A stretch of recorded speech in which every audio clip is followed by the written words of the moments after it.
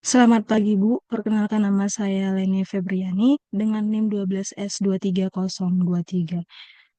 Di sini saya akan mempresentasikan hasil summary yang telah saya rangkum dalam satu PowerPoint, di mana jurnal yang saya ambil itu mengenai topik regresi.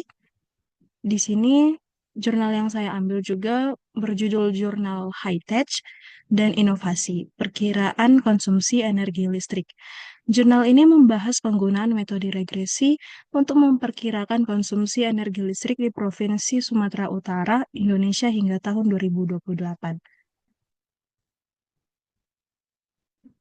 Em, dalam jurnal yang telah saya ambil, di sini memakai dua metode perkiraan. Yang pertama itu metode kuantitatif, di mana menggunakan data kuantitatif masa lalu dan aturan matematika untuk memprediksi nilai masa depan. Metode regresi adalah contohnya. Yang kedua itu ada metode kualitatif. Metode kualitatif ini menggunakan data kualitatif masa lalu dan bergantung pada pemikiran intuitif, opini, pengetahuan, dan pengalaman penyusun. Metode ini digunakan ketika data kuantitatif tidak tersedia. Adapun metode regresi itu memiliki dua bentuk. Di sini ada regresi linear, di mana regresi linear itu adalah hubungan linear antara variabel independen X dan dependen Y dalam persamaan matematika. Yang kedua itu ada regresi nonlinear, di mana regresi nonlinear ini adalah hubungan atau fungsi di mana variabel independen X dan dependen Y memiliki pangkat tertentu, seperti fungsi pecahan atau eksponensial. Di sini ada beberapa indikator statistik.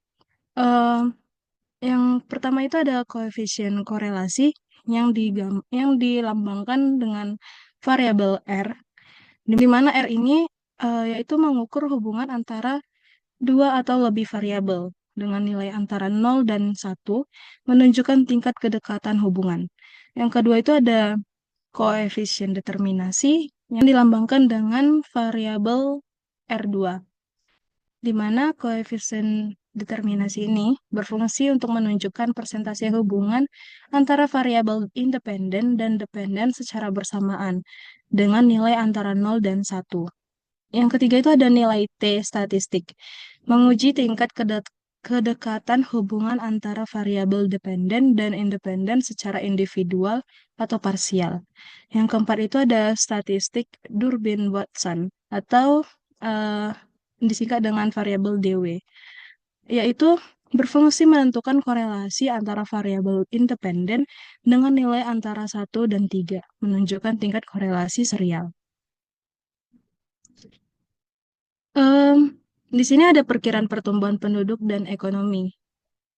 Perkiraan yang pertama itu perkiraan pertumbuhan penduduk, di mana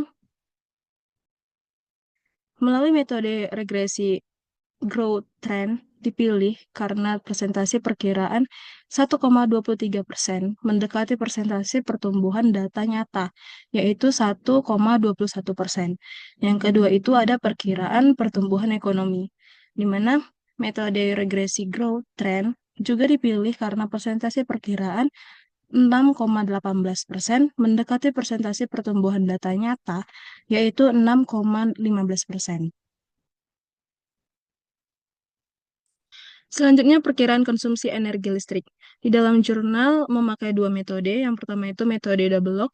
Metode double log ini dipilih karena memiliki nilai koefisien terbaik, yaitu pertumbuhan tren 6,63%, R 0,993, AR 0,992, DW 1,21, dan nilai T 2,18.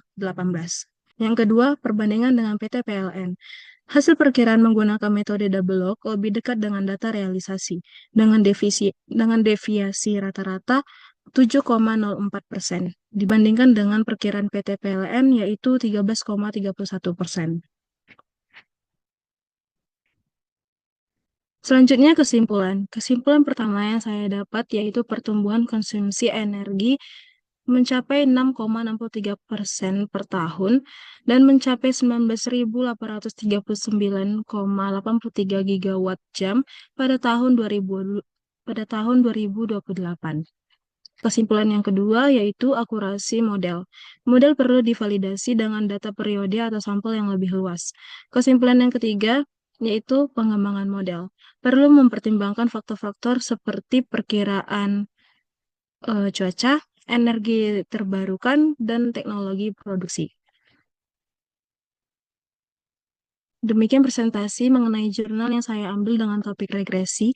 Sekian dan terima kasih, Bu.